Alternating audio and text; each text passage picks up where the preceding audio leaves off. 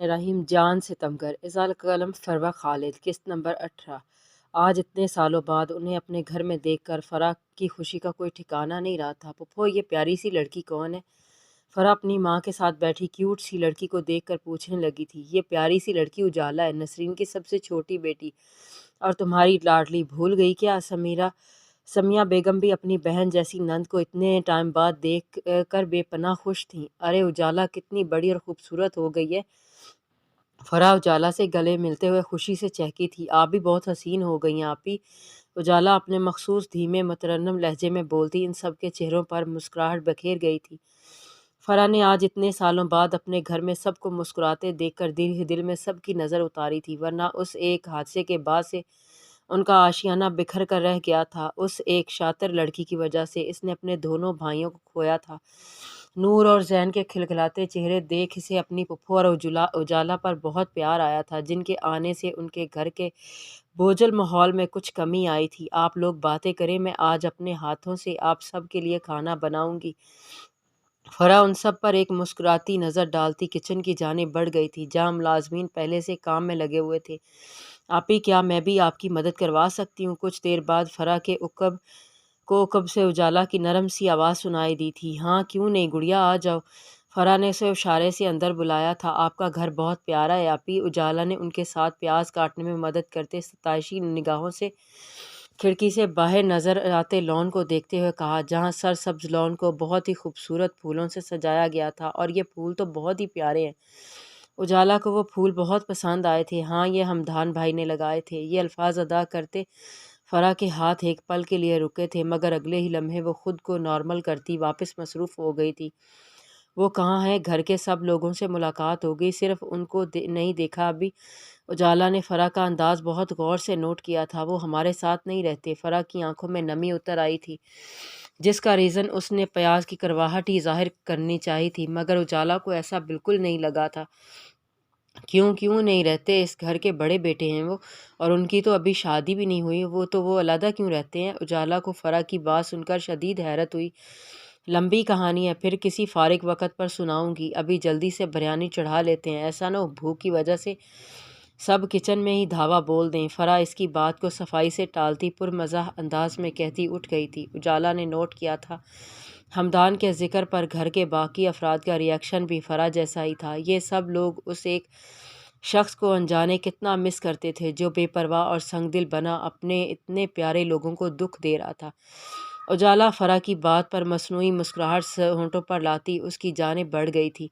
ज़ोरदार धमाके के साथ किसी ने रूम का दरवाज़ा बंद किया था। परिसे ने इस अफ़दाद पर लरज़ते वजूद के साथ पलट कर इस जानिब देखा था, जहाँ बंद दरवाजे के आगे खड़े शावेज सिकंदर ने देखा। परिसे को अपना दिल बंद होता हुआ महसूस हुआ था। परिसे को लगा था अब वो बच नहीं पाएगी। ये शख्स इतनी बड़ी गुस्ताखी पर इसे एक पल के लिए भी ज़िंदा नहीं छोड़ेगा। वो मैं परिसे बोलने की कोशिश में हकला गई थी। इससे अल्फाज अदा नहीं हो पाए थे। क्या कर रही हो मेरे कमरे में? इसकी जानिब कहर बरसाती नज़रों से देखता वो इतनी ज़ोर से धाड़ा था कि परिसे को कमरे के दरो दीवार हिलते महसूस हुए थे। कल रात तुम आई थी यहाँ। एक एक कदम इसकी जानिब बढ़ाता वो इसके नाजुक सरापे पर अपनी खूनखार निगाहें गाड़े था। बार बार चेहरे पर आकर गिरती स्याह जुल्फ़ों को पीछे हटाती वो बिल्कुल सफ़ेद पड़ चुकी थी। इसकी आंखों में नमी उतर आई थी। वो इस वक्त क्रीम कलर के जोड़े में नज़र लग जाने की हद तक प्यारी लग रही थी। इसके गुलाबी लरसते होंठ किसी का भी ईमान डगमगाने की सलाहियत रखते थे, मगर इसके करीब आते शख्स के लिए जैसे ये हुस्न कोई मानी नहीं रखता था। मैंने कुछ नहीं किया। शावेज़ को एकदम अपने सर पर आर्म पहुंचते देखकर परिसे बामुश्किल अपनी सफाई में कुछ बोल पाई थी। खबरदार, जो इस वक्त तुम बेहोश हुई तो यहीं गाड़ दूंगा। परिसे को लड़खड़ाते देखकर शावेज़ उसकी कलाई दबोचकर इसे दीवार की जानिब धकेलता कराहतगी से बोला था। उसकी बात पर परिसे ने उसे ऐसे घूरा जैसे इसकी दिमागी हालत पर शुबा हो। वो कौन सा अपनी मर्जी से बेहोश होती थी?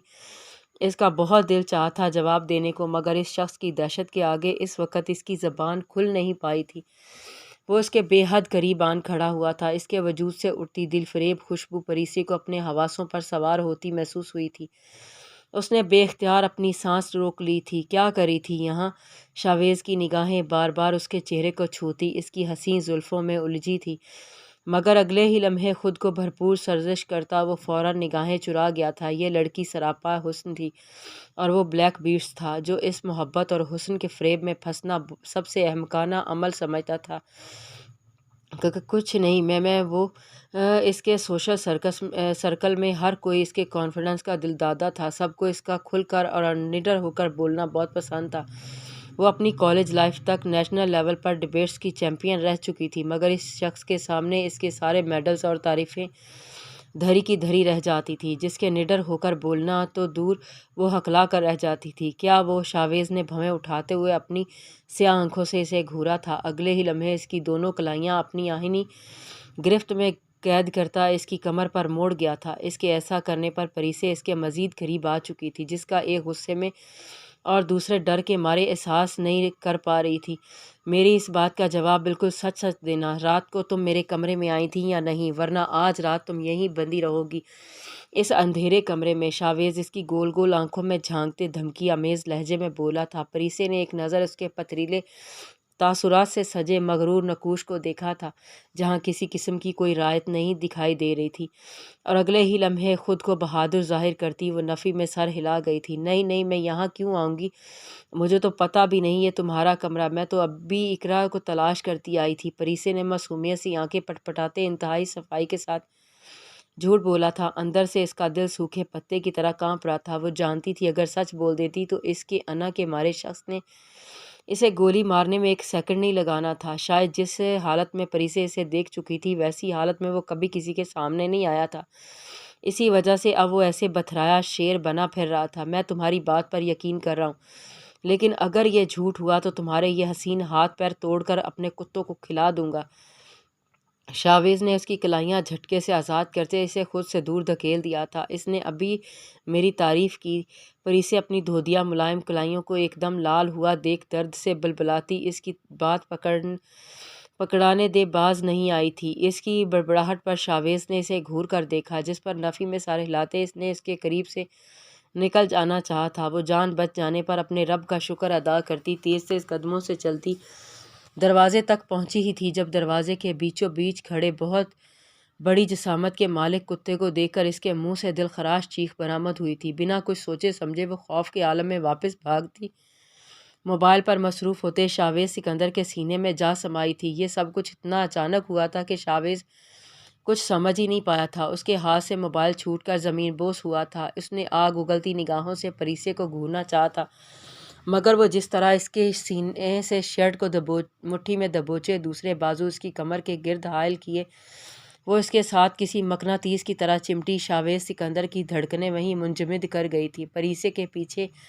آتے کتے کی بھونکنے کی آوازیں اس کی دھڑکنوں کے پیچھے دب گئی تھیں۔ اسے خیال رہا تھا تو بس اپنے سینے سے لگے اس لرزتے کانپتے وجود کا۔ آج بہت عرصے بعد اس کے سینے میں موجود پتھر میں اسے کچھ ہلچل محسوس ہوئی تھی، لیکن اس سے پہلے اس کا دل ان دھڑکنوں کا عادی ہوتا اور سینے پر محسوس ہوتا پریسے کی ہتھیلی کا نرم گرم لمس اپنا جادو پوری طرح چلا پاتا۔ اندر داخل ہوتے جنید کی آواز نے سارا فسوق توڑ دیا تھا۔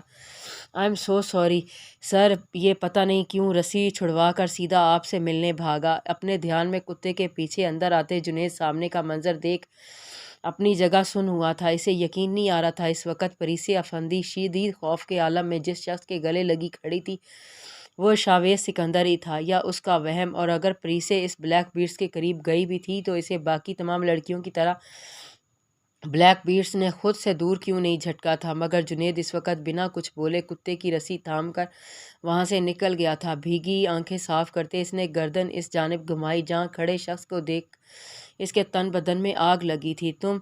ہیبا زہر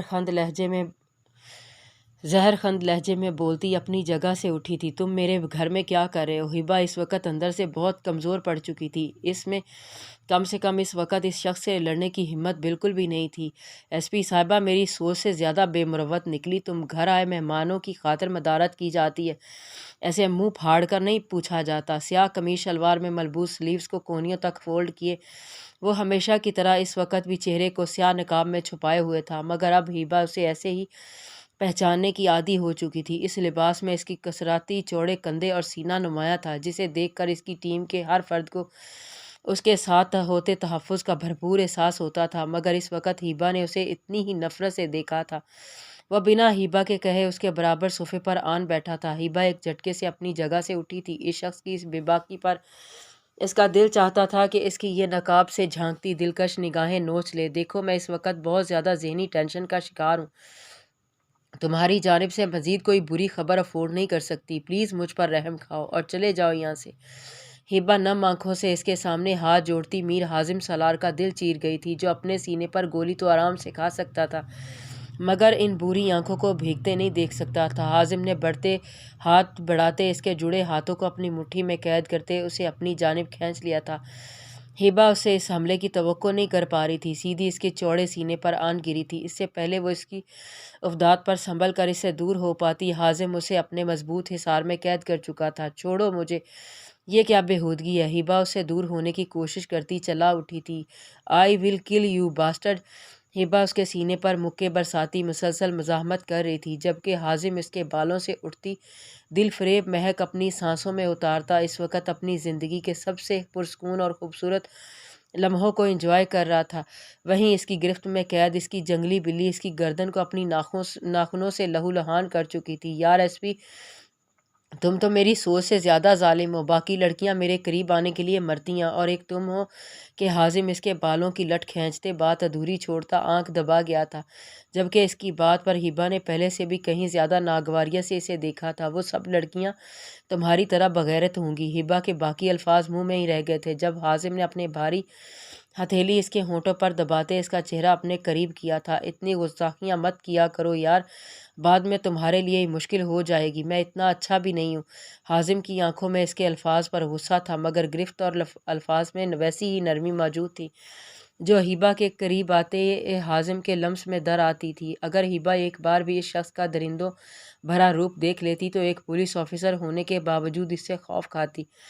تمہارے ساتھ مسئلہ کیا ہے؟ کیوں ہر وقت میرے سائے کی طرح میرے ارد گرد منڈلاتے رہتے ہو؟ یہ سب بہت غلط ہے۔ تم لوگوں کے لیے یہ سب جائز ہوگا مگر میرے لیے نہیں۔ میں کسی کی منکوحہ ہوں، تم یوں میرے قریب نہیں آ سکتے۔ ہیبا نے آخرکار ضد ہوتے اپنے لہجے کو بہت مشکل سے نرم کرتے اسے سمجھانا چاہا۔ کیا پتہ کوئی بات اس شخص کی الٹی کھوپڑی میں بیٹھ جائے۔ میری معلومات کے مطابق تمہارا شوہر مر چکا ہے، اور اگر نہیں بھی مرا تو اس کے سامنے آنے پر میں اسے اپنے ہاتھوں سے اسے مار دوں گا۔ حازم اس کی آنکھوں میں جھانکتے ہوئے ایسے بولا جیسے معمول کی کوئی بات کر رہا ہو۔ تم؟ ہیبا نے اس کے چہرے کی جانب ہاتھ بڑھایا تھا، مگر اس سے پہلے ہی حازم اسے تھام گیا تھا۔ میں یہاں تم سے لڑنے نہیں، تمہاری مدد کرنے آیا ہوں، مگر مجال ہے جو تم میری کوئی بات آرام سے سن لو۔ حازم اس کی ہاتھوں کی نرماہٹ محسوس کرتا اب کی بار نرمی سے بولا تھا۔ وہ اب مزید ٹائم ویسٹ نہیں کر سکتا تھا۔ کیسی مدد؟ اور تم میری مدد کیوں کرو گے؟ تم تو خود میرے دشمن ہو۔ ہیبا کی مزاحمت ابھی بھی جاری تھی، اس کی بڑی بڑی جھیل سی آنکھیں عجب آنکھوں میں مشکوکیت لیے اسے دیکھ رہی تھی۔ حازم کو اپنا دل ان میں ڈوبتا ہوا محسوس ہوا۔ باقی لوگ دوستی کے ناطے مدد کرنا چاہتے ہیں، مگر میں دشمنی کے ناطے۔ بے شک اسے ادھار سمجھ کر آگے کسی موقع پر مجھے بھی اتار دینا۔ حازم اس کے سامنے خود کو اس کا ہمدرد ظاہر نہیں کرنا چاہتا تھا، اس لیے سودا بازی کرتے ہوئے بولا تھا۔ کیا ہوا ہے؟ خیریت؟ آپ نے مجھے اس طرح اچانک یہاں کیوں بلایا؟ جنید گھبرایا پریشان سا مہروز کے بلاوے پر پارک میں پہنچا۔ دونوں نے ہی اپنے حلیے تبدیل کر رکھے تھے، ایک بہت ضروری کام کے لیے ایس پی ہمدان اور باقی اداروں کی نظر میں بلیک سٹار کی تیسری گینگ لیڈر جل کر مر چکی ہے، جو کہ انہی کی وجہ سے ہوا ہے۔ تو اتنے بڑے نقصان کے بعد بلیک سٹارز اور ان کے ٹائیگر فورس خاموشی سے تو بیٹھنے گی نہیں۔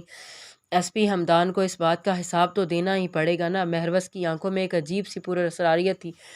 تو آپ چاہتی ہیں کہ میں ایس پی ہمدان کو اس غلطی پر اوپر پہنچا دوں؟ مہروز کی بات پر جنید نے سوالیہ نگاہوں سے اس کی جانب دیکھا تھا۔ شٹ اپ، دوبارہ ایسا سوچا بھی تو پہلے تمہیں اوپر پہنچاؤں گی۔ جنید کی بات پر مہروز کے دل میں خنجر کی طرح پیوست ہوئی۔ جنید اس کے انداز پر مسکرائے بنا نہیں رہ سکا تھا۔ کیا ہی بات ہے، میرے تینوں گینگ لیڈرز کی نفرت بھی شدت سے کرتے ہیں اور محبت بھی۔ جنید شاویز کے روم کا منظر تصور میں لاتا معنی خیزی سے بولا۔ میرا اور میر سر کا تو ٹھیک ہے، یہ تینوں سے کیا مراد ہے تمہاری؟ مہروز نے حیرت سے اسے دیکھا۔ کچھ بھی نہیں، مذاق کر رہا تھا۔ مجھے شاہ سر کے ہاتھوں پٹنے کا کوئی شوق نہیں ہے۔ جنید نے آخری بات دل میں ہی بولی تھی۔ آپ یہ بتائیں ایس پی ہمدان کے ساتھ کرنا کیا ہے؟ جنید کو یہاں زیادہ دیر رکنا خطرے سے خالی نہیں لگا تھا۔ انہیں کال کر کے ان کے بھائی اور بہن کو قتل کرنے کی دھمکی دینی ہے اور پھر ان کے چھوٹے بھائی زین پر قاتلانہ حملہ بھی کروانا ہے۔ مہروش اپنے مخصوص کھردرے لہجے میں بولتی، جنید کے سر پر بم پھوڑ گئی تھی۔ جاری ہے